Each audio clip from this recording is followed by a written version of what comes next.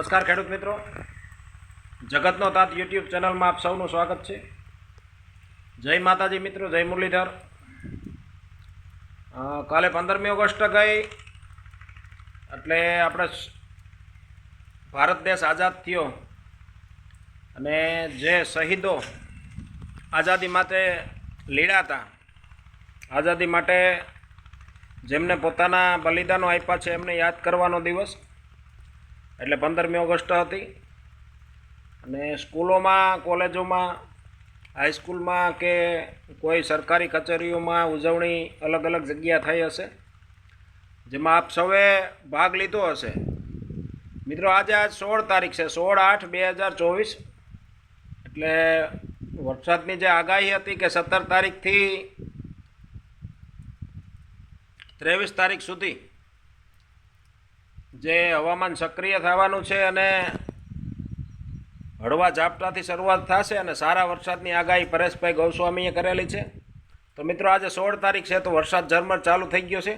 ચાલો આપણે જોઈએ મકાઈ, મગફળી, મગ, તેની પર વરસાદ અત્યારે ચાલુ જ છે. ચાલો તમને લાઈવ બતાડું.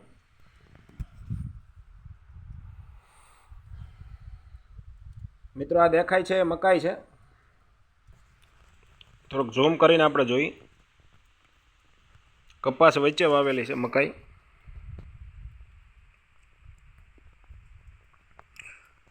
આ મકાઈ છે અને વચ્ચે કપાસ છે, એટલે મકાઈ જ્યારે પૂરી થઈ જશે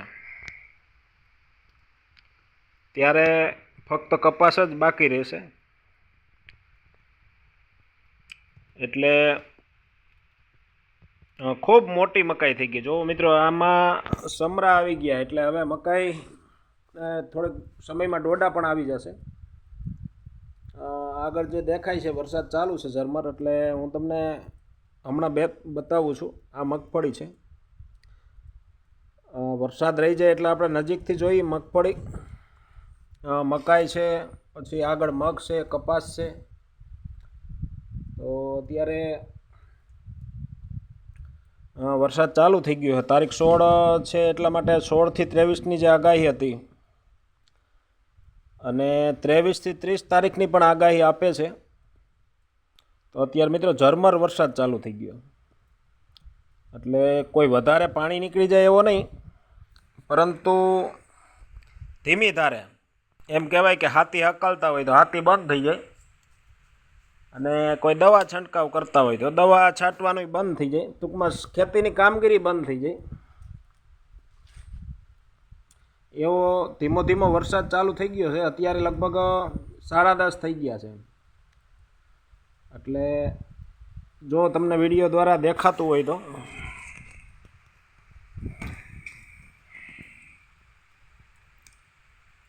આગળ વૃક્ષો દેખાતા નથી, એટલો વરસાદ હજી એક ઝાપટું આવે જ છે.